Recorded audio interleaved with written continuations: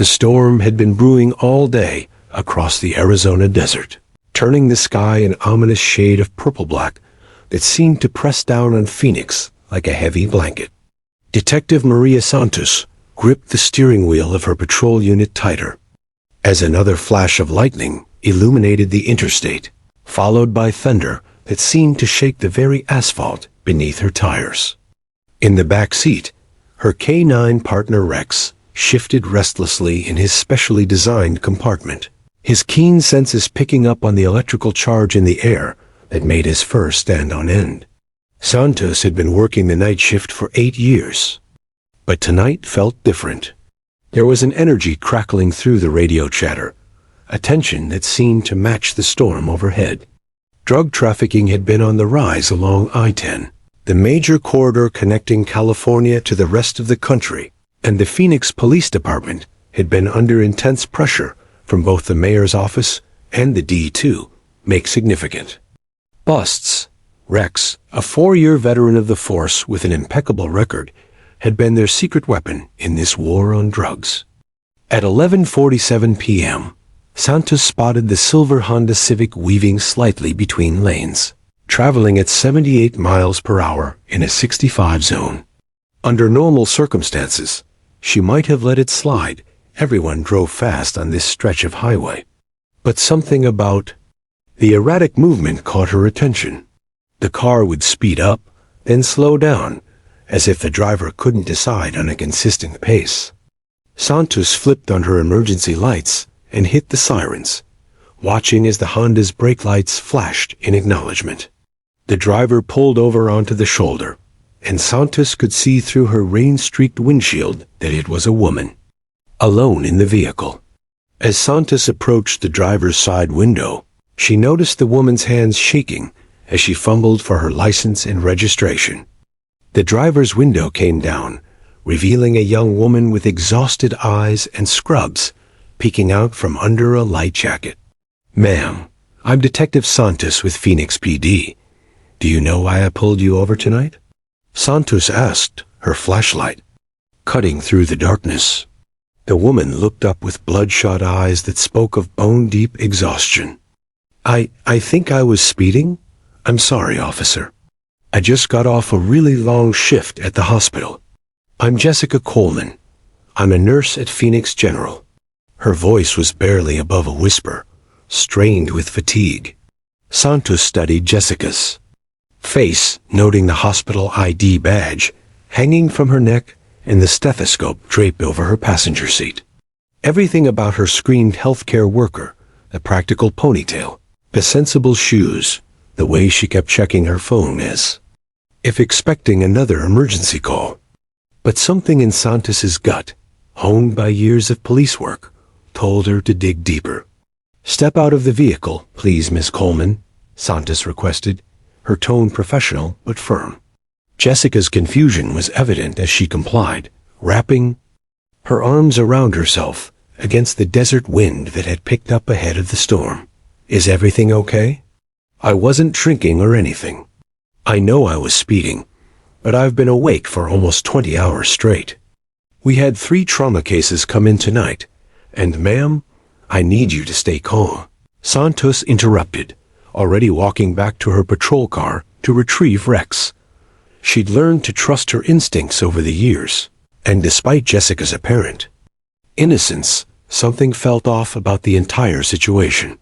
Rex bounded out of the patrol car with the enthusiasm of a dog who lived for his work. The German Shepherd's training kicked in immediately as Santos gave him the command to search.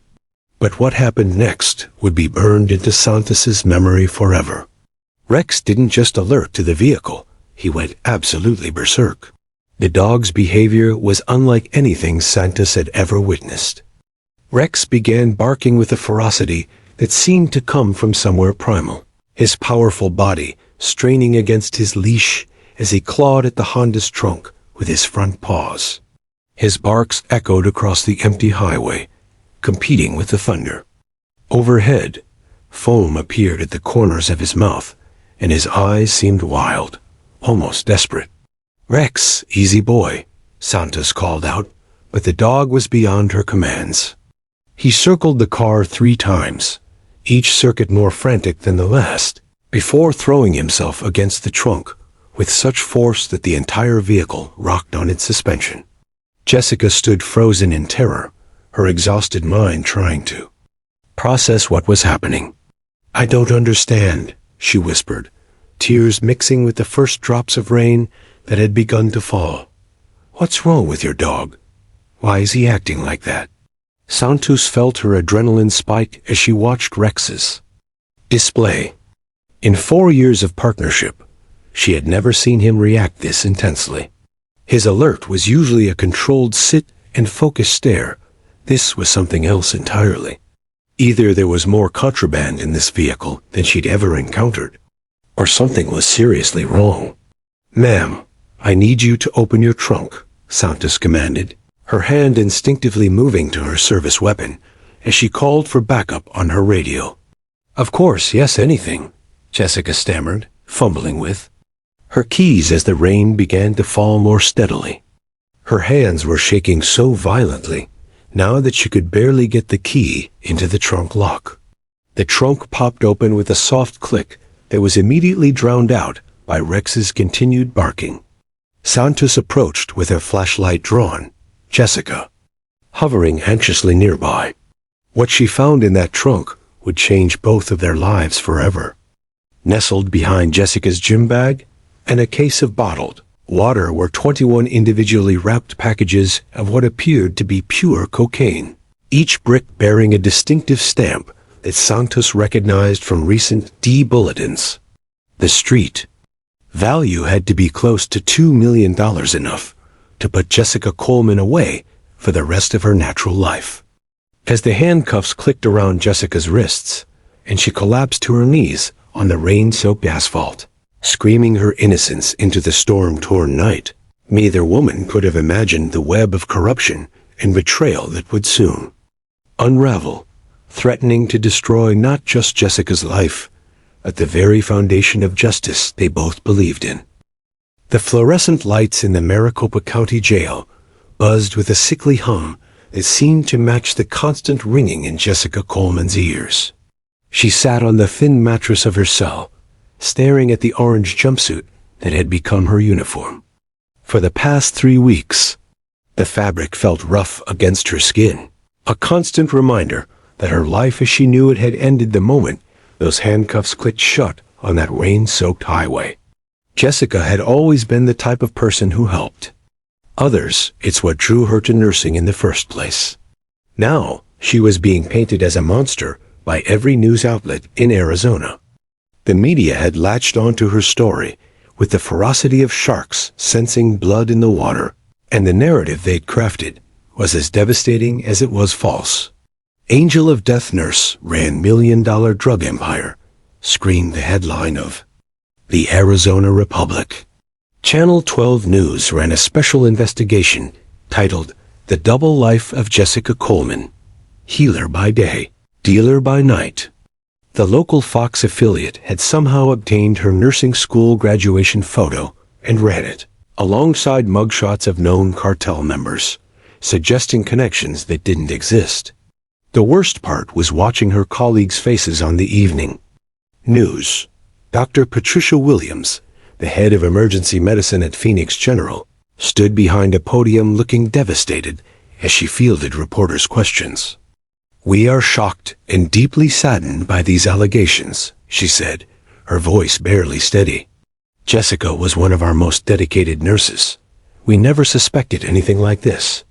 The hurt in her mentor's eyes cut deeper than any headline ever could. Prosecutor Richard Kane had built his entire political career on high-profile drug convictions, and Jessica's case was shaping up to be his masterpiece. At 45, Kane was positioning himself for a run at the state attorney general's office, and a conviction in the Angel Nurse case would be the crown jewel in his prosecutorial record. He held press conferences twice a week, each one more theatrical than the last. "Ladies and gentlemen," Kane declared to a room packed with reporters and cameras, his silver hair perfectly coiffed and his navy suit pressed to perfection. "We are not dealing with some small-time user who got in over her head. The evidence shows that Jessica Coleman was operating a sophisticated drug trafficking network that used her position at one of our city's most trusted hospitals as a front for criminal activity.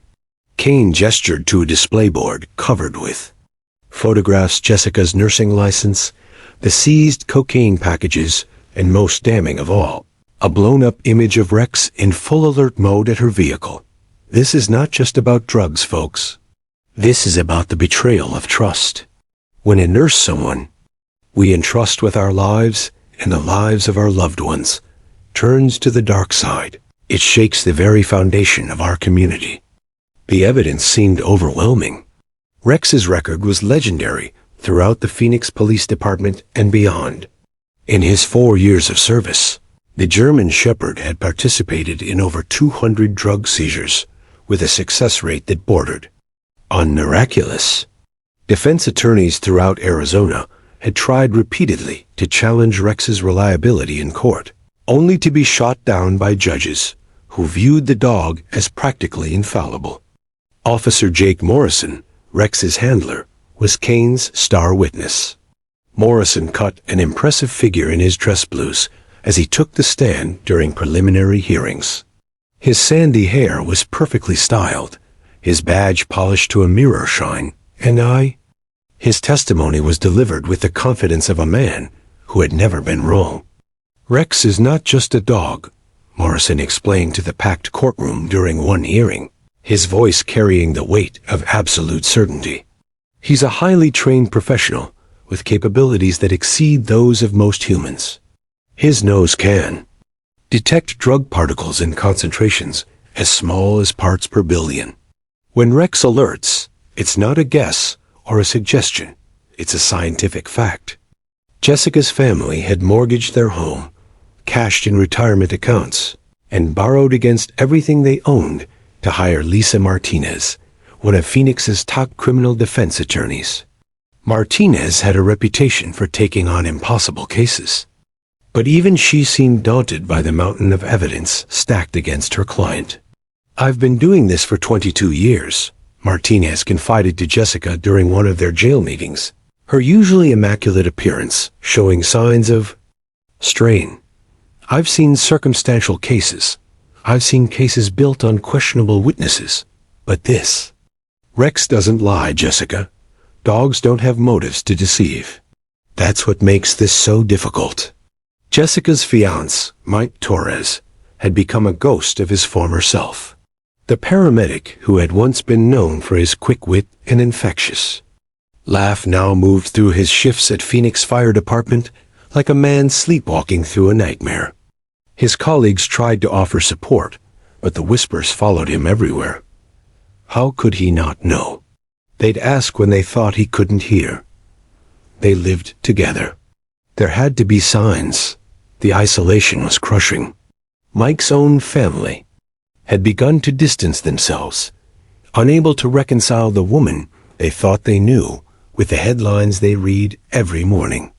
Jessica's mother, Maria Coleman, had stopped leaving the house entirely after reporters camped outside her door.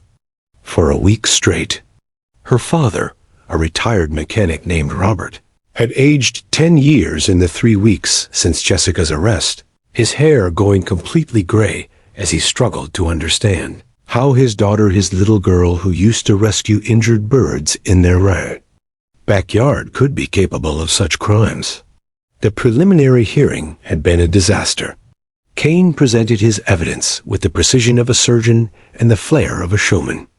The cocaine was displayed in clear evidence bags, each brick tagged and photographed from multiple angles. Rex's training records were entered into evidence, showing his perfect track record. Morrison's testimony was unshakable, delivered with the kind of authority that convinced even skeptical jurors. But it was the final piece of evidence that sealed Jessica's fate in the court of public opinion. Kane played security footage from a gas station near the hospital, taken just hours before Jessica's arrest. The grainy black and white video showed a figure in scrubs, presumably Jessica, pumping gas into the Honda Civic. Kane froze the frame at the moment the figure looked directly at the camera. A timestamp reading 10:23 p.m. "Ladies and gentlemen of the jury pool," Kane said as he pointed at the frozen image, "this is the face of calculated criminal behavior. Jessica Coleman knew exactly what she was carrying in that vehicle. She knew exactly what she was doing. And she thought she was smart enough to get away with it." As Jessica sat in her cell that night, listening to the sounds of the jail settling around her, the distant clanging of doors, the muffled conversations of guards, the occasional cry of another inmate lost in their own nightmare, she couldn't shake the feeling that she was trapped in someone else's story. This wasn't her life. This wasn't who she was. But with each passing day, as the evidence mounted and the headlines grew more sensational, it became harder to remember the woman she had been before that storm-torn night changed everything. Mike Torres hadn't slept more than 2 hours straight since Jessica's arrest 4 weeks ago. His paramedic shifts had become a blur of automated responses and hollow interactions with patients, who reminded him too much of the woman he loved sitting in a jail cell. His apartment, which had once been filled with Jessica's laughter and the smell of her terrible attempts at cooking, now felt like a mausoleum of their shattered dreams. The wedding invitations were still stacked on their kitchen table, addressed and ready to mail. June 15th was supposed to be their big day, a small ceremony at the Desert Botanical Garden, followed by a reception at her parents' house. Now those invitations mocked him every time he walked past, their elegant script announcing a celebration that would never happen. Mike's colleagues at Phoenix Fire Station 19 tried to be supportive, but he could see the doubt creeping into their eyes. Captain Rodriguez had pulled him aside twice to ask if he needed time off, and Mike knew it wasn't just concern for his mental health. It was concern about liability. Having a firefighter-paramedic whose fiancé was accused of major drug trafficking wasn't exactly great for the department's image. How could you not know? The question haunted him, whispered in hallways, and asked outright by well-meaning friends. How could he not know that the woman who cried during dog adoption commercials and who insisted on catching spiders to release them outside was supposedly running a multi-million-dollar drug operation? The breaking point came during a routine call to Phoenix General Hospital.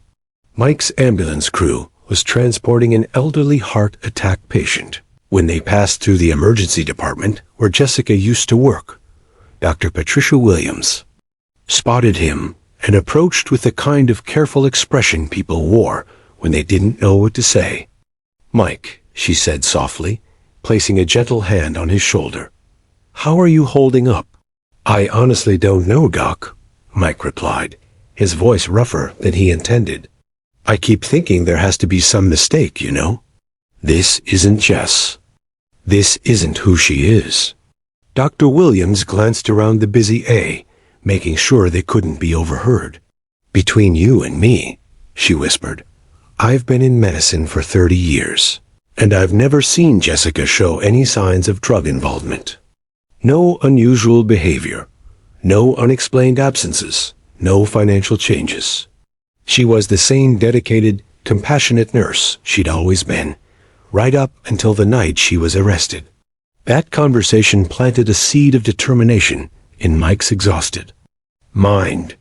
If the people who worked closest with Jessica couldn't believe the charges, maybe he wasn't crazy for refusing to accept them. That afternoon, instead of going home to his empty apartment, Mike drove to every hospital, clinic, and medical facility within 50 miles of Phoenix, asking questions that probably made him look desperate or delusional. At Scottsdale Memorial Hospital, a veteran nurse named Carol Martinez pulled him aside. "You're asking about drug dogs, right? Listen, honey, I don't usually get involved in other people's business, but something weird has been happening around here lately." Mike's heart raced as Carol continued. "We've had 3 of our staff members pulled over in the past month. All of them were flagged by police dogs, but when they searched the vehicles, they found nothing. Nothing at all. These were good people, respiratory therapist, a radiology tech, and one of our best surgeons. All of them were humiliated, questioned for hours, then released without charges. The information hit Mike like a physical blow. Do you remember which dog? Which officer? Carol nodded grimly. Same dog every time, a German shepherd named Rex. Same handler too.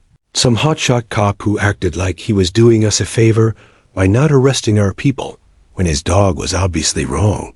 Mike spent the rest of the week tracking down the three medical professionals Carol had mentioned. Dr. Amanda Chun, the surgeon, agreed to meet him at a quiet coffee shop in Tempe.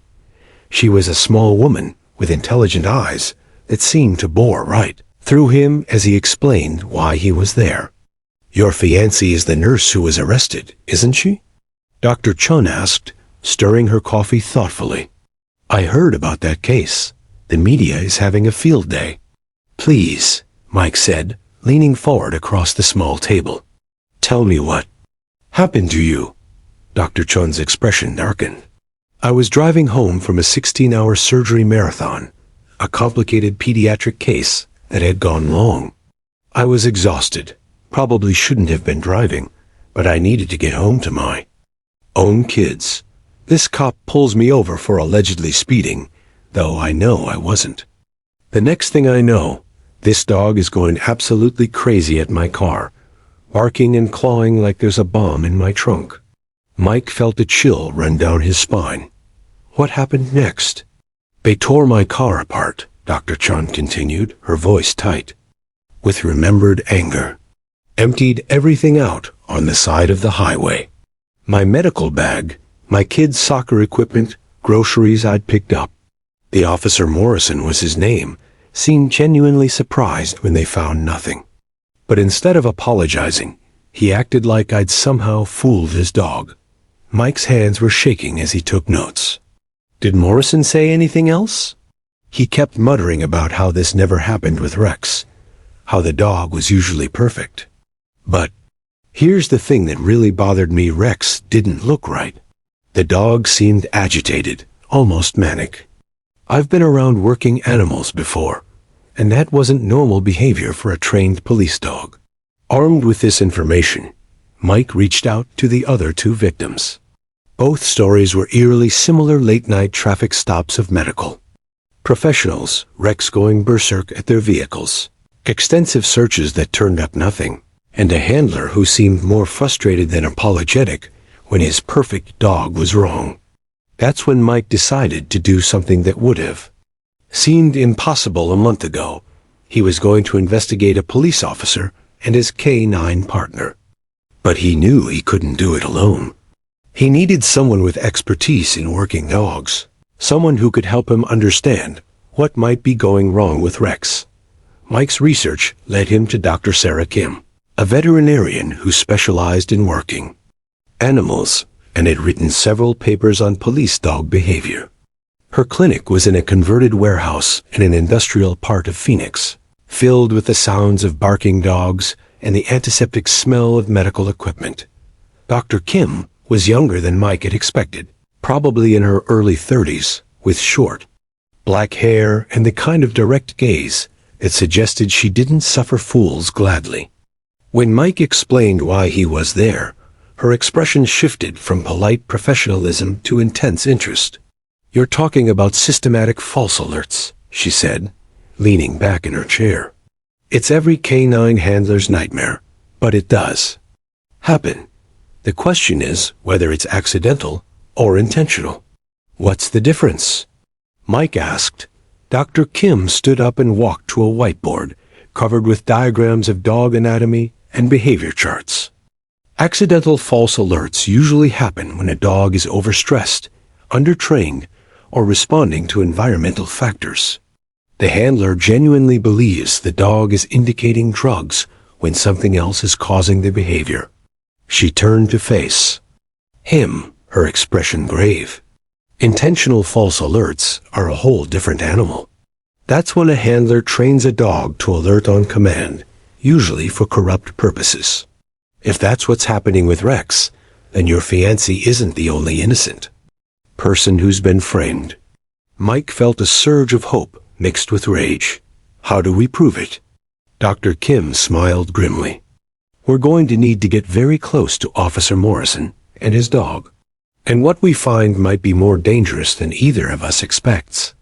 As Mike left Dr. Kim's clinic that evening, he felt something he hadn't experienced in weeks' hope. Jessica might be sitting in a jail cell, branded as a criminal by the media, and abandoned by a justice system that seemed determined to convict her, but she wasn't alone. Not anymore. Mike was going to find the truth, no matter how deep he had to dig or how dangerous the journey became. The real investigation was just beginning. The Desert Moon Casino squatted like a neon-lit vulture on the outskirts of Phoenix, its gaudy lights cutting through the darkness of the Arizona desert.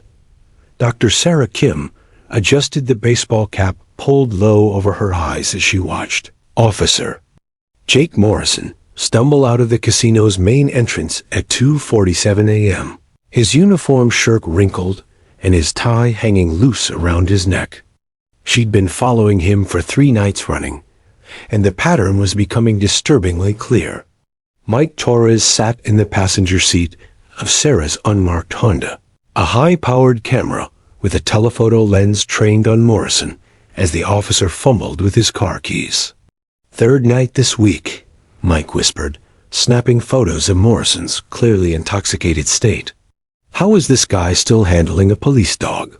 Sarah had been conducting her own investigation into Rex's behavioral patterns, and what she'd discovered made her stomach turn. Through her contacts in the veterinary community, she'd obtained Rex's medical records from the police department's contract vet. The dog had been treated for chronic anxiety, stress-related digestive issues, and what the veterinarian had euphemistically called behavioral inconsistencies over the past 6 months. "Look at this," Sarah said, pulling out a manila folder, thick with documentation. "Rex has been to the vet 12 times since January. 12 times, Mike. A healthy working dog should need veterinary care maybe twice a year for routine checkups." Mike studied the medical records by the dim light of Sarah's phone. The entries painted a disturbing picture. Rex had been treated for severe dehydration, elevated heart rate, tremors, and episodes of aggressive behavior that required sedation. Most telling were the blood work results that showed elevated cortisol levels, a clear indication of chronic stress. "But there's something else," Sarah continued, her voice dropping to barely above a whisper. "I had a friend at the lab run some additional tests on Rex's blood samples. She found traces of amphetamines." Mike's head snapped up. "Amphetamines? You mean someone is drugging him?" "It looks that way. The levels weren't high enough to be immediately dangerous, but they were consistent across multiple samples. Someone has been giving Rex stimulants, probably to make him more alert and responsive during searches. But here's the thing about amphetamines in dogs. They don't just increase alertness.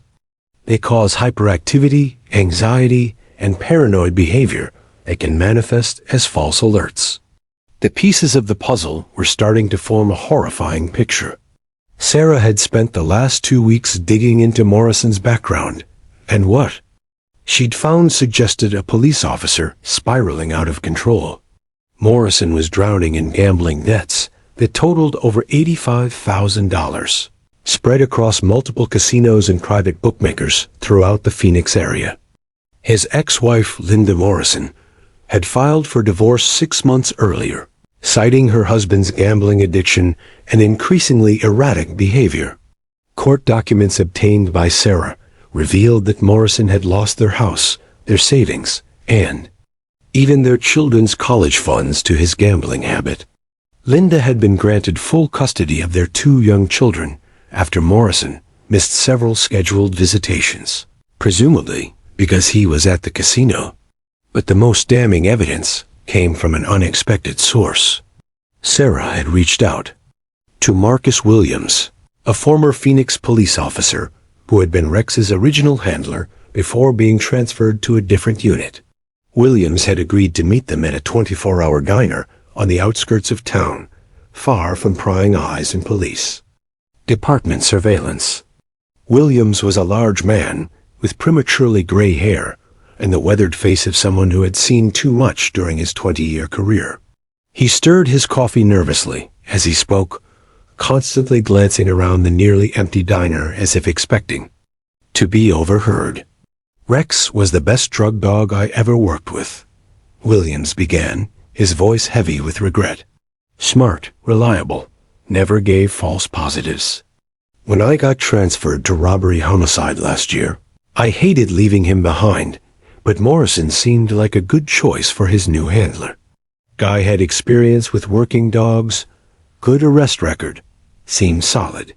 Williams paused, taking a long sip of his coffee before continuing. But about 4 months ago, I started hearing rumors around the department. Other officers were talking about how Rex's behavior had changed, how he seemed more aggressive, more unpredictable. Some of the defense attorneys were starting to challenge Rex's alerts in court, which had never happened before. What kind of challenges? Mike asked, leaning forward across the small table. They were claiming Rex was giving false positives. But Morrison would always counter with the dog's training records and past performance. The judges usually sided with Morrison because Rex's reputation was so solid. But I started keeping track, and Rex's accuracy rate had dropped from nearly perfect to about 60% over the past few months. Sarah pulled out a notebook and began scribbling notes. Did you ever confront Morrison about this? Williams's expression darkened. I tried to. Approached him in the locker room one day. Asked him if everything was okay with Rex. Morrison got defensive. Said Rex was fine. That maybe the criminals were just getting better at hiding drugs. But I could tell something was wrong. Rex looked different when I saw him, thinner, more nervous, like he was constantly on edge. The conversation was interrupted when Williams's phone buzzed with a text message. He glanced at the screen and his face went pale. I gotta go, he said abruptly, throwing a $20 bill on the table. Look, I like you guys, and I want to help, but I'm 2 years from retirement. I can't afford to make enemies in the department. As Williams hurried out of the diner, Sarah and Mike sat in stunned silence, processing the implications of what they'd learned. Morrison was a gambling addict with massive debts, working with a drug detection dog that was being systematically poisoned with stimulants. Rex's medical records showed clear signs of abuse, and his performance had declined dramatically under Morrison's handling. But the most chilling revelation came the next morning, when Sarah received a call from her contact at the veterinary lab. Sarah, you need to see this, Dr. Jennifer Reyes said, her voice tight with concern. I ran some additional tests on those blood samples you gave me. The amphetamine levels in Rex's system weren't just consistent, they were increasing over time. Sarah felt her blood run cold. What does that mean? It means someone has been gradually increasing the dosage, Jennifer explained. This isn't just performance enhancement anymore. Sarah, at the current rate of increase, those drug levels will become toxic within the next few weeks. If someone doesn't intervene soon, that dog is going to die. The investigation had taken on a new urgency. They weren't just trying to prove Jessica's innocence anymore. They were racing against time to save Rex's life and expose a corruption that ran deeper than either of them had imagined. Morrison wasn't just framing innocent people, he was slowly killing his own partner to maintain his scheme. Sarah looked at Mike across her kitchen table, surrounded by photographs, medical records, and financial documents that painted a picture of systematic corruption and animal abuse. We're going to need more than circumstantial evidence, she said grimly. We need to catch Morrison in the act. Mike nodded, his jaw set with determination. Then that's exactly what we're going to do. The real danger was just beginning, and both of them knew that crossing a desperate, corrupt cop with nothing left to lose could cost them everything. But Jessica was running out of time, Rex was running out of life, and justice was hanging in. the balance. Tomorrow, they would begin the most dangerous phase of their investigation, going undercover to infiltrate Morrison's world and gather the evidence that could save an innocent woman and expose a conspiracy that threatened the integrity of the entire justice system. The Blue Diamond Saloon reeked of stale beer, cigarette smoke, and desperation. Located in a strip mall between a pawn shop and a check-cashing store, it was the kind of place where dreams went to die and secrets were traded like poker chips. Mike Torres sat at the scarred wooden bar, nursing a whiskey he had no intention of drinking, while his hands trembled with a combination of fear and adrenaline that threatened to give him away. 3 weeks of preparation had led to this moment. Dr. Sarah Kim had used her connections in the underground, gambling circuit connections she developed years earlier while researching addiction behaviors in working animals, to identify the weekly high-stakes poker game that Officer Jake Morrison frequented. The plan was simple in concept, but terrifying in execution. Mike would go undercover as a paramedic with gambling debts of his own, hoping to get close enough to Morrison to record a confession. The wire Sarah had procured through her FBI contact, Agent Maria Vasquez, was state-of-the-art, but felt like a burning brand against Mike's chest. Every breath seemed to crackle with the possibility of discovery. Every movement threatened to reveal the tiny recording device taped beneath his shirt. Agent Vasquez had made it clear that this operation was completely unofficial. If Mike was discovered, he would be on his own. "You understand the risks," Vasquez had warned during their clandestine meeting in an abandoned parking garage. "Morrison is desperate, potentially violent, and he's got a badge and a gun. If he figures out you're recording him, you could end up as more than just a witness to corruption." But Mike had Jessica's face burned into his memory, the way she'd looked during their last jail visit, hollow-eyed and broken, her nurse's hands trembling as she struggled to understand how her life had become a nightmare. He'd do anything to save her, even if it meant walking into the lion's den wearing nothing but a wire and a prayer. Morrison arrived at exactly 11:30 p.m., just as Sarah's surveillance had predicted. The corrupt officer looked even worse than he had. Outside the casino, his uniform shirt was stained with sweat despite the desert's evening chill. His eyes were bloodshot and darting nervously around the room, and his hands shook as he ordered a double bourbon at the bar. Mike had spent hours perfecting his cover story with Sarah's help. He was Michael Torres, a paramedic facing financial ruin after his fiancée's medical bills from a fictional cancer diagnosis had bankrupted them both. It was close enough to the truth to feel authentic while explaining his desperate need for money and his willingness to bend rules. "Rough night?" Mike asked casually as Morrison settled onto the barstool beside him. Morrison glanced at him suspiciously before the alcohol and exhaustion seemed to override his caution. "You could say that. You're new here." "I know most of the regulars. Mike Torres," he said, extending his hand. "Paramedic with Phoenix Fire. Heard about the game from Jimmy Rodriguez over at Station 12. Said you guys sometimes get pretty serious about the stakes."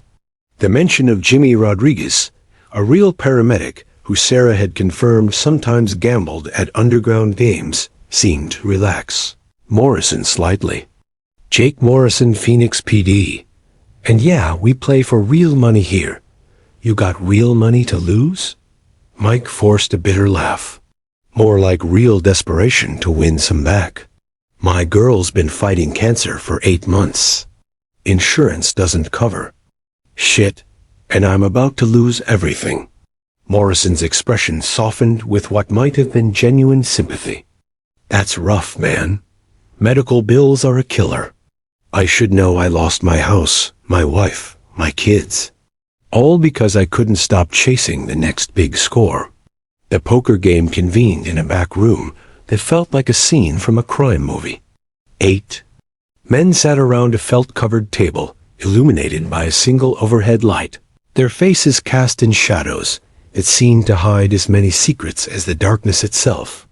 The buy-in was $5,000 money Mike had borrowed against his credit cards, knowing he'd never be able to pay it back if this operation failed.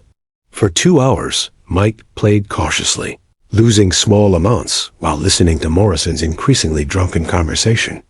The corrupt officer was on his 4th double bourbon when he started talking about work, his voice slurring slightly as he complained about the pressure from his supervisors. "They want results, you know," Morrison said, tossing chips into the pot with reckless abandon. "Arrests, convictions, numbers that look good in the newspapers. They don't care how you get them, as long as you do." Mike's heart pounded as he sensed an opening. "Sounds like you found a way to deliver." Morrison's laugh was bitter and hollow. "Oh, I found a way, all right.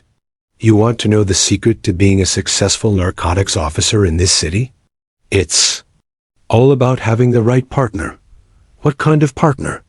Mike asked, trying to keep his voice casual while his hands remained steady enough to play his cards. "The kind that doesn't ask questions," Morrison replied, his eyes gleaming with alcohol-fueled bravado. "The kind that does exactly what you tell him to do when you tell him to do it. Rex is the perfect partner because he's loyal, he's trainable, and he never talks back." The other players were absorbed in their own conversations, but Mike felt like Morrison's words were echoing through the room like gunshots. "Rex, my K9 partner. 4-legged gold mine. That dog. You know how hard it is to get probable cause for a vehicle search these days? Lawyers, civil rights activists, everyone's got an opinion about police work. But when a trained drug dog alerts to a vehicle," Morrison made an exaggerated gesture with his hands, "that's all the probable cause you need." Mike's mouth went dry as Morrison continued, his voice dropping to what he probably thought was a whisper, but was clearly audible to the recording device. "The beauty of it is that dogs can't testify. They can't be cross-examined. They can't admit they were wrong or explain why they alerted. Rex alerts when I want him to alert, and nobody questions it because his record is spotless. But what if there are no drugs?" Mike asked, his voice barely steady. Morrison's grin was predatory. "That's where it gets interesting. See, there are always drugs if you know where to look. Sometimes they're already there, bonus points for that.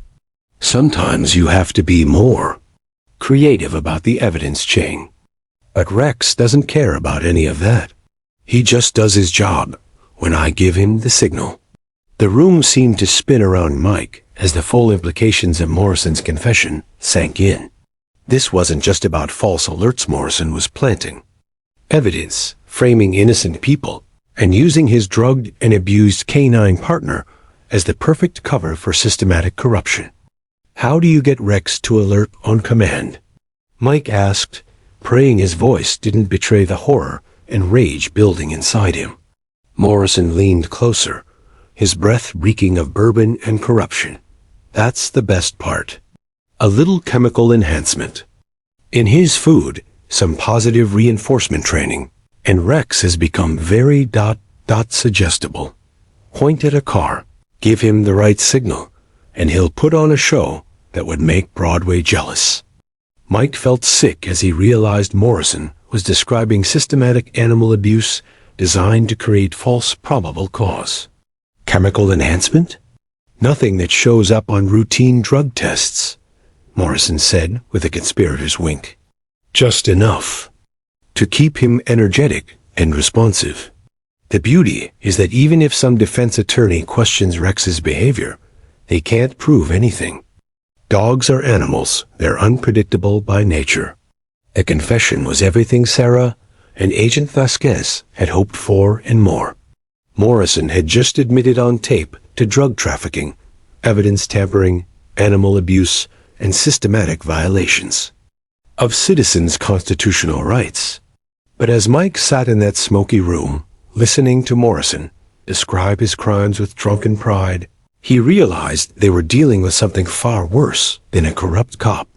They were dealing with a sociopath who had weaponized his badge and his K-9 partner to destroy innocent lives, and who was so confident in his system that he was bragging about it to a complete stranger. Morrison suddenly grabbed Mike's arm, his grip surprisingly strong for someone who'd been drinking all evening. "You seem like a guy who understands how the world really works," he said, his eyes suddenly focused and calculating. "Maybe we could help each other out. I'm always looking for new friends in the medical field." Mike's blood turned to ice as he realized Morrison was trying to recruit him into whatever network of corruption he built. The corrupt officer wasn't just operating alone. He was part of something bigger, something that reached into multiple departments and agencies throughout Phoenix. "What kind of help?" Mike managed to ask. Morrison's smile was cold and predatory. "The kind that pays very well for people who know how to keep their mouths shut and their eyes open."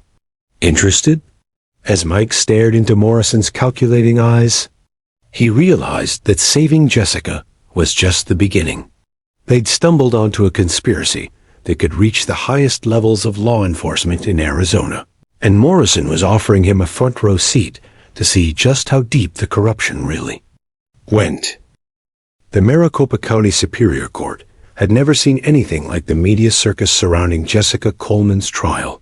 News vans lined the street outside the courthouse, their satellite dishes reaching toward the desert sky like mechanical flowers seeking sunlight. Inside courtroom 4A, every seat was occupied by reporters, curious spectators, and Jessica's family members who had driven in from across Arizona to witness what many believed would be her conviction. Jessica sat at the defense table wearing the navy blue suit her mother had brought from home, the same suit she'd worn to her nursing school graduation ceremony 3 years earlier. Her hands trembled slightly as she folded them in her lap, trying to project a confidence she didn't feel while cameras clicked and flashed. Despite Judge Rebecca Thompson's strict photography restrictions, Mike Torres occupied a seat in the front row of the gallery, directly behind Jessica's defense team. The recording device from the poker game felt like it was burning a hole in his pocket, even though he'd already turned the evidence over to FBI agent Maria Vasquez and defense attorney Lisa Martinez. The confession was damning, but they all knew that getting it admitted into evidence would be a legal battle in itself. Prosecutor Richard Kane entered the courtroom like a general preparing for his greatest victory. His silver hair was perfectly styled, his charcoal gray suit was pressed to perfection, and he carried himself with the confidence of a man who had never lost a major drug trafficking case. The local news had already started speculating about his inevitable run for state attorney general, with Jessica's conviction serving as the capstone of his prosecutorial career. "Ladies and gentlemen of the jury," Kane began during his opening statement, gesturing toward the 12 citizens who held Jessica's fate in their hands. "Over the next few days, you will hear evidence of a shocking betrayal of trust. The defendant, Jessica Coleman, used her position as a trusted healthcare worker to facilitate one of the largest drug trafficking operations this city has ever seen." Kane's presentation was masterful, weaving together evidence that painted Jessica as a calculated criminal who had fooled everyone around her. He displayed photographs of the seized cocaine, highlighted Jessica's previous access to prescription medications through her job, and emphasized the financial pressures that might have driven her to crime. But it was when Kane called Officer Jake Morrison to the stand that the real drama began. Morrison entered the courtroom in his dress blue uniform, his badge polished to a mirror shine, and his posture military straight. He looked like every juror's image of the ideal police officer professional, confident and utterly reliable.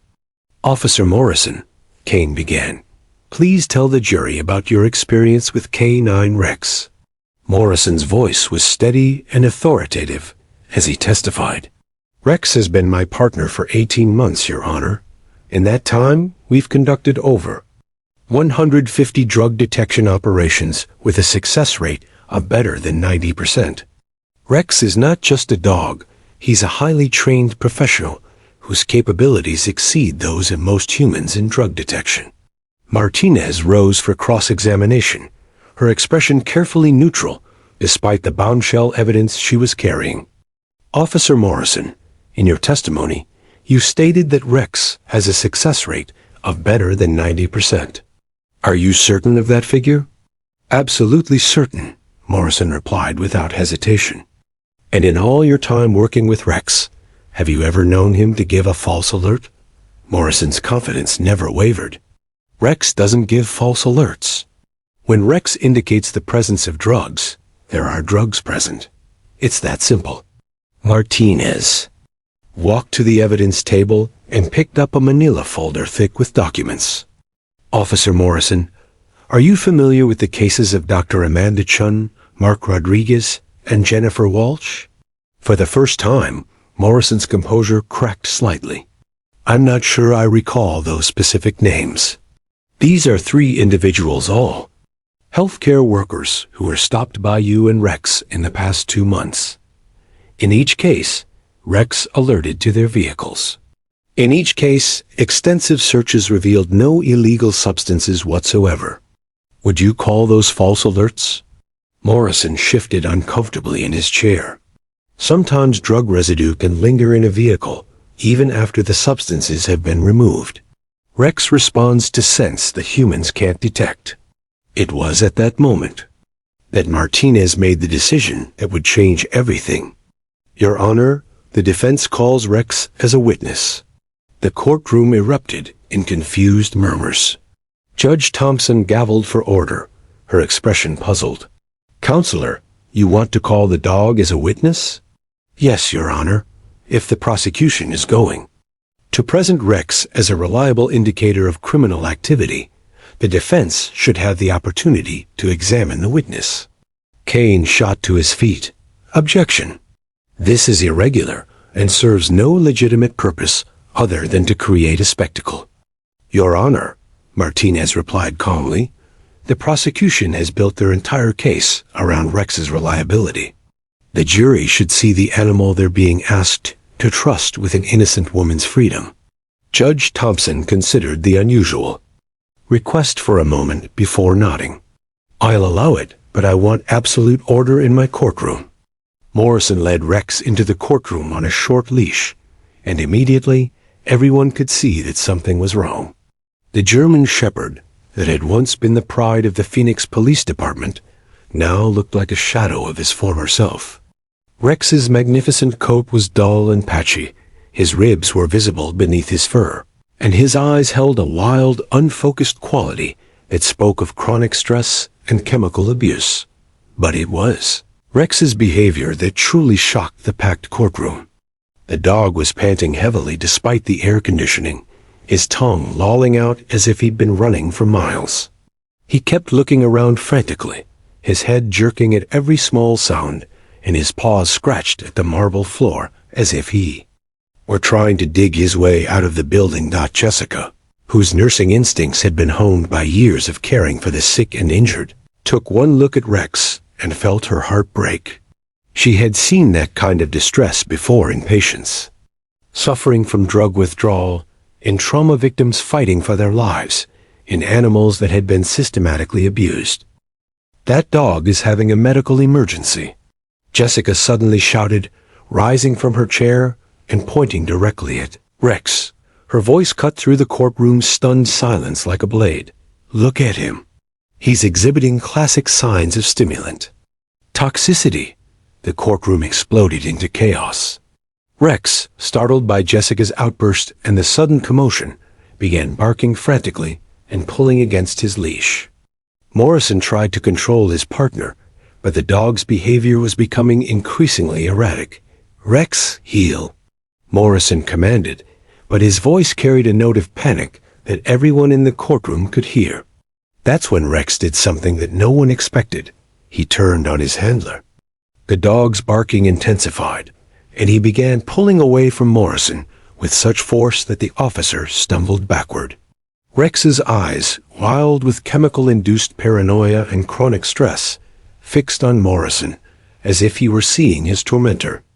Clearly, for the first time, Dr. Sarah Kim, who had been sitting in the gallery as a spectator, rushed forward from the public seating area.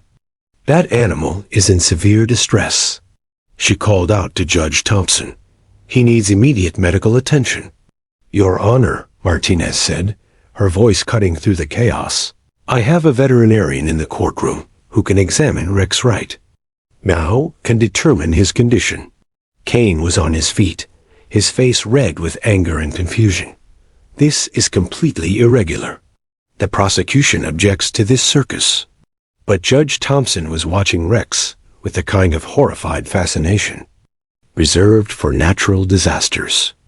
The dog was now cowering behind the witness stand, shaking violently and making low whimpering sounds that seemed to echo through the suddenly quiet courtroom.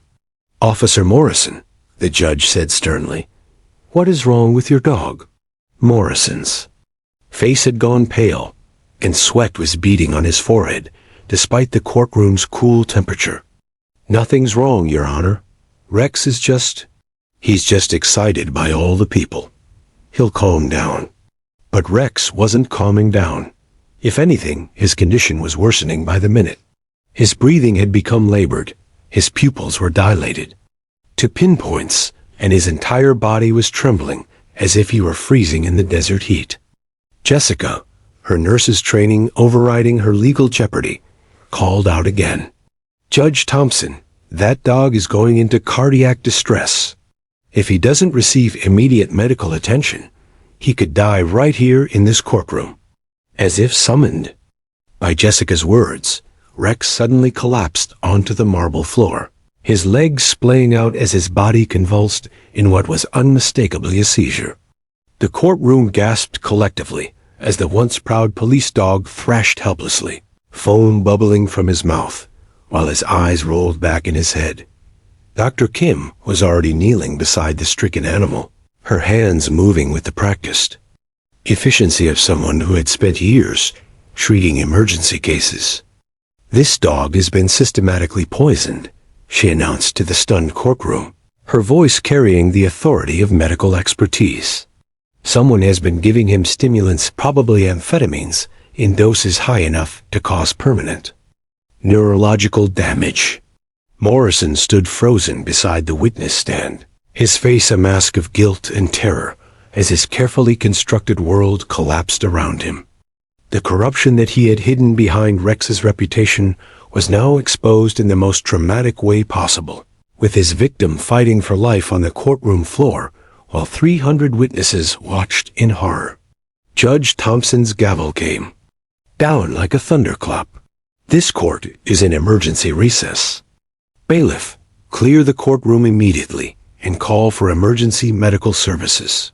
I want that animal transported to the nearest veterinary hospital right now." As paramedics rushed in to stabilize Rex and reporters fought to get closer to the unfolding drama, Jessica Coleman looked across the chaos at Mike Torres and saw something in his eyes that she hadn't seen in months' hope.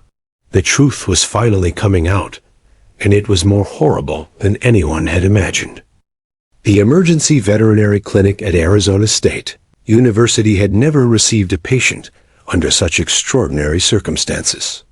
Rex lay unconscious on the stainless steel examination table, his breathing shallow and irregular, while Dr. Sarah Kim and the university's top veterinary toxicologist, Dr. Michael Chin, worked frantically to save his life. And 4 line pumped fluids and medication into the dog's system while monitors tracked his erratic heartbeat and dangerously elevated blood pressure. "I've never seen anything like this," Dr. Chun muttered as he reviewed the blood work results that had just come back from the lab. "This animal has enough methamphetamine in his system to kill a human. How is he still alive?" Dr. Kim's face was grim as she adjusted Rex's oxygen mask. "Because he's been building a tolerance over months of systematic poisoning. Whoever did this has been gradually increasing the dosage, probably to maintain the stimulant effects as his body adapted to the drugs." Back at the courthouse, Judge Rebecca Thompson had reconvened court in her chambers with only the essential parties present: prosecutor Richard Kane, defense attorney Lisa Martinez, and FBI agent Maria Vasquez, who had arrived with a briefcase full of evidence that would shatter the case against Jessica Coleman completely. Kane sat slumped in his chair, his political ambitions crashing around him as the full scope of the conspiracy became clear. His star witness was a corrupt officer. His key evidence was tainted by systematic fraud, and his career-defining case was about to become the biggest prosecutorial embarrassment in Arizona history. "Your Honor," Agent Vasquez began, opening her briefcase and spreading documents across the judge's desk. What happened in that courtroom today was just the tip of the iceberg. We have evidence of a corruption conspiracy that reaches into multiple agencies and has resulted in the wrongful prosecution of at least a dozen innocent citizens. Judge Thompson examined the documents with growing horror. Bank records showed deposits into Morrison's account that coincided perfectly with major drug busts, payments that came from offshore accounts linked to known cartel money laundering operations. Morrison hadn't just been framing innocent people. He'd been protecting actual drug traffickers in exchange for hundreds of thousands of dollars in bribes. "There's more," Martinez said, producing the recording device that Mike Torres had worn during the poker game. Officer Morrison confessed to everything: the false alerts, the evidence planting, the systematic abuse of his K-9 partner, and his recruitment of other corrupt officers throughout the Phoenix Police Department. As Morrison's recorded voice filled the judge's chambers, describing in drunken detail how he'd turned Rex into a weapon against innocent citizens, Kane felt his stomach turn. Point at a car, give him the right signal, and he'll put on a show. That would make Broadway jealous. Morrison's voice crackled through the speakers, followed by his boastful laughter. Judge Thompson's face had gone pale with rage. "How many cases are we talking about?" Agent Vasquez consulted her notes. "Morrison has been Rex's handler for 18 months. In that time, they've conducted 174 vehicle searches based on Rex's alerts. We're reviewing every single case, but preliminary evidence suggests that at least 60% of those searches were based on fraudulent alerts designed to either frame innocent people or provide cover for Morrison's real criminal partners." The implications were staggering. Dozens of innocent people were sitting in prison cells, serving sentences for crimes they didn't commit, while the real criminals continued to operate under Morrison's protection. Families had been destroyed, careers had been ruined, and lives had been shattered, all to feed Morrison's gambling addiction and his partner's greed. But the most damning evidence was yet to come. Agent Vasquez produced a series of photographs taken by surveillance teams over the past week. The images showed Morrison meeting with known cartel lieutenants in various locations around Phoenix: parking garages, truck stops, and abandoned warehouses where briefcases full of cash changed hands. Morrison wasn't working alone, Agent Vasquez explained. "We've identified at least 4 other officers in the Phoenix Police Department who were part of this conspiracy, along with 2 prosecutors in the county attorney's office who were paid to ensure that Morrison's cases resulted in convictions." Kane's face had gone ashen. "Which prosecutors?" "Deputy prosecutors Amanda Williams and James Rodriguez," Agent Vasquez replied, watching Kane's expression carefully. "Both of whom worked closely with your office on drug trafficking cases." The corruption had infiltrated the very heart of the justice system, turning it into a weapon against the innocent while protecting the guilty. Morrison's gambling debts had made him desperate enough to sell his badge, his integrity, and his K-9 partner to anyone willing to pay. Meanwhile, at the veterinary clinic, Rex had begun to regain consciousness as the medications slowly purged the toxins from his system. Dr. Kim sat beside his recovery kennel, speaking softly to the traumatized animal as he struggled to understand what was happening to him. "It's okay, boy," she whispered, her hand gently stroking Rex's head through the kennel bars. "You're safe now. No one's going to hurt you anymore." But Rex's recovery would be long and uncertain. Months of systematic drug abuse had damaged his neurological system, possibly permanently. The proud, intelligent working dog, who had once been the finest drug detector in the Southwest, was now a shadow of his former self, requiring extensive rehabilitation that might never fully restore his health or his ability to trust humans again. Dr. Chun emerged from his office with the final toxicology report, his expression troubled. "The damage to his nervous system is extensive," he told Dr. Kim quietly. "Even if he makes a full physical recovery, he'll probably never be able to work as a detection dog again. The trauma and drug exposure have likely destroyed his ability to differentiate scents reliably." Back in the judge's chambers, the full scope of the conspiracy continued to unfold. Phone records showed that Morrison had been in regular contact with cartel operatives for over a year, receiving detailed instructions about which vehicles to target and which to ignore during traffic stops. Text messages revealed a sophisticated operation where Morrison would receive photographs and license plate numbers of vehicles carrying actual contraband, allowing him to stage random traffic stops that resulted in major drug busts while protecting the real trafficking networks. He was playing both sides, Agent Vasquez explained. Morrison would frame innocent people to maintain his arrest statistics and justify his salary, while simultaneously protecting real criminals who paid him to look the other way. Rex was the perfect cover because no one questions a dog's judgment. The recording device captured Morrison's voice again, this time describing how he'd recruited Jessica as a target. "Nurses are perfect marks. They have access to drugs through their work. They're usually carrying medical supplies that can look suspicious. And juries always believe they've gone bad because of the stress of their jobs." Judge Thompson had heard enough.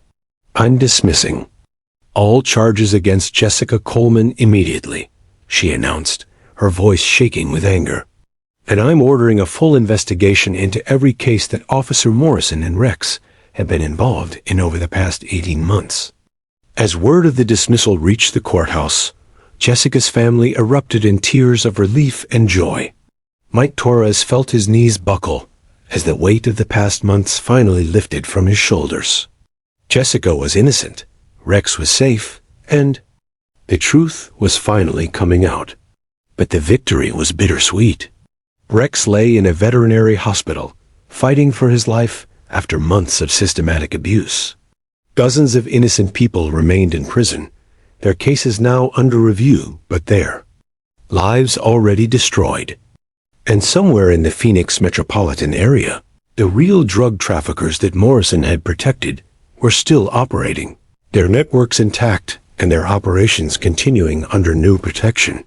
The explosion of truth had shattered one conspiracy, but it had also revealed the existence of others that reached deeper into the system than anyone had imagined. Justice was coming, but it would be a long and painful process to undo all the damage that corruption had caused. 6 months later, Jessica Coleman stood at the podium of the Arizona State Legislature, her voice steady and clear as she addressed the packed chamber. The same woman who had once trembled in an orange jumpsuit now commanded the attention of lawmakers, reporters, and advocates from across the nation. An innocent until proven guilty act, legislation that would fundamentally reform K-9 programs and police accountability measures throughout Arizona bore her name and her determination to ensure no one else would suffer what she had endured. "Honorable members of the legislature," Jessica began, her nurse's training evident in her calm professional demeanor. "I stand before you today not just as a survivor of systematic police corruption, but as a voice for the dozens of innocent people who remain incarcerated due to fraudulent evidence and corrupt officers who betrayed their oaths to serve and protect." The courtroom where Jessica's nightmare had begun was now the scene of a very different kind of drama. Officer Jake Morrison sat at the defendant's table in federal court, his once proud uniform replaced by an orange jumpsuit identical to the one Jessica had worn during her darkest days.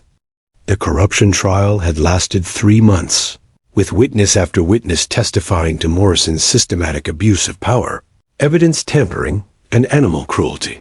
U.S. District Judge Patricia Reyes had presided over Morrison's trial with the kind of stern dignity that reminded everyone present that justice, though sometimes delayed, was never denied.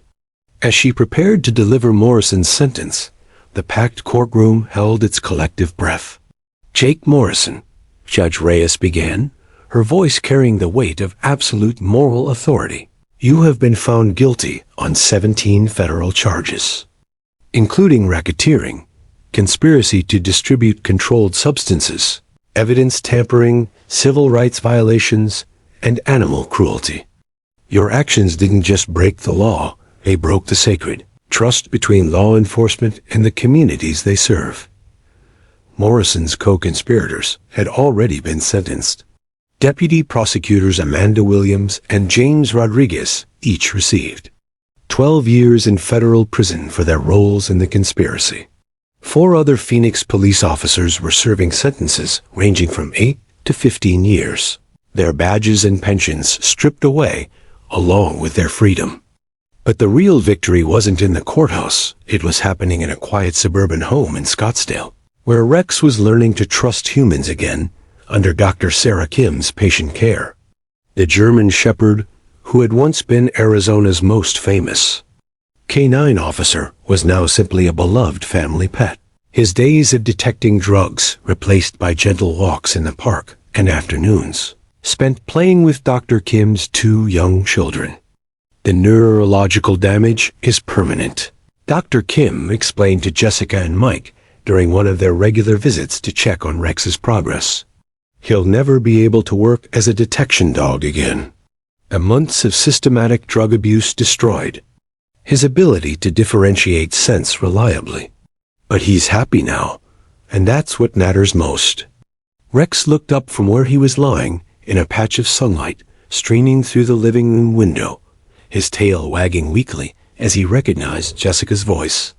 The wild, desperate look that had characterized his final days as Morrison's partner was gone, replaced by the calm contentment of an animal who finally felt safe.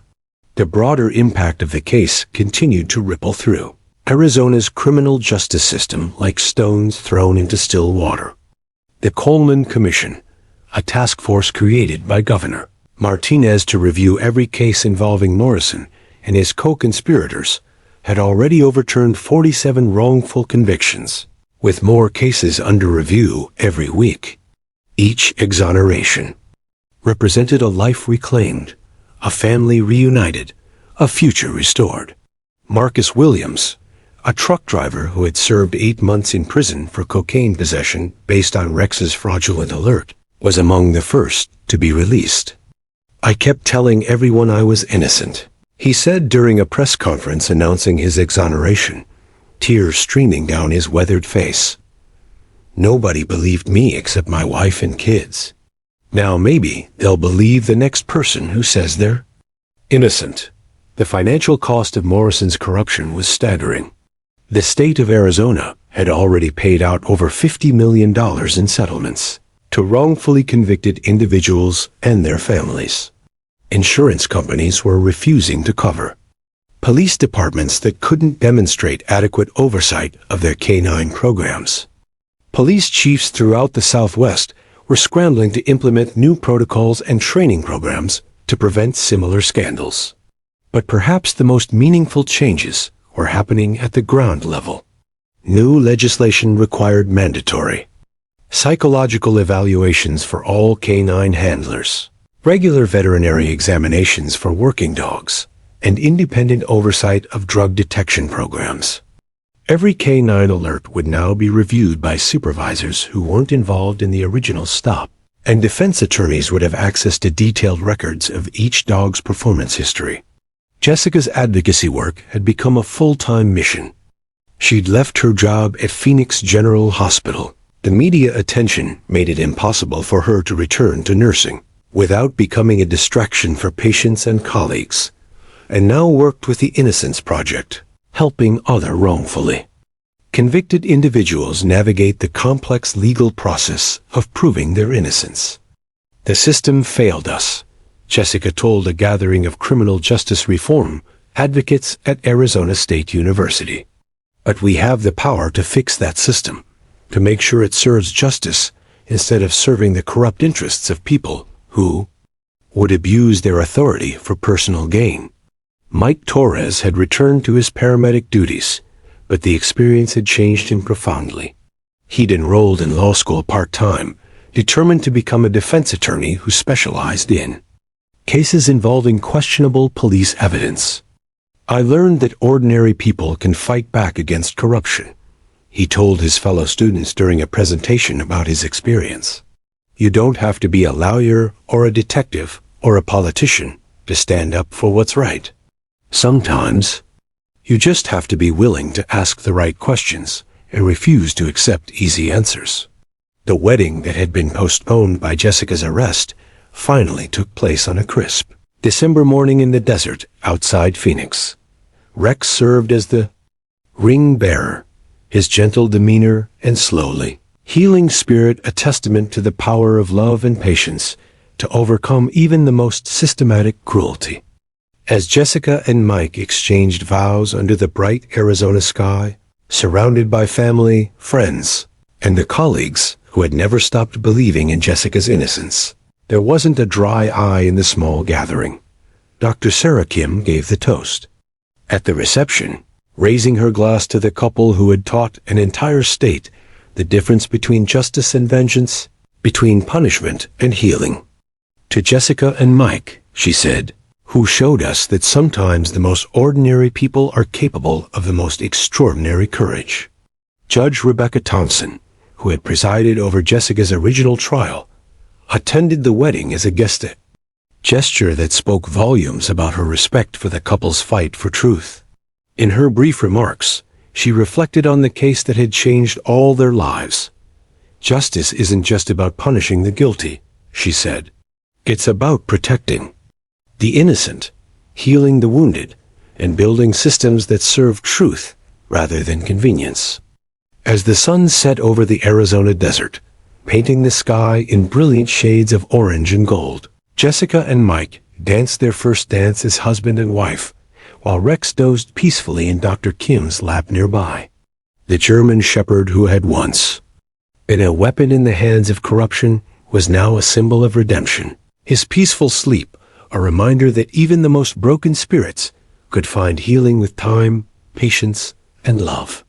The case that had begun with a false alert on a storm-torn highway had become a catalyst for change that would protect countless innocent people for generations to come. Sometimes justice arrives slowly, and healing takes time, but truth has a power that no amount of corruption can ultimately defeat. In the end, love and determination had prevailed over lies and greed, proving that ordinary people armed with courage and conviction can change the world one truth at a time.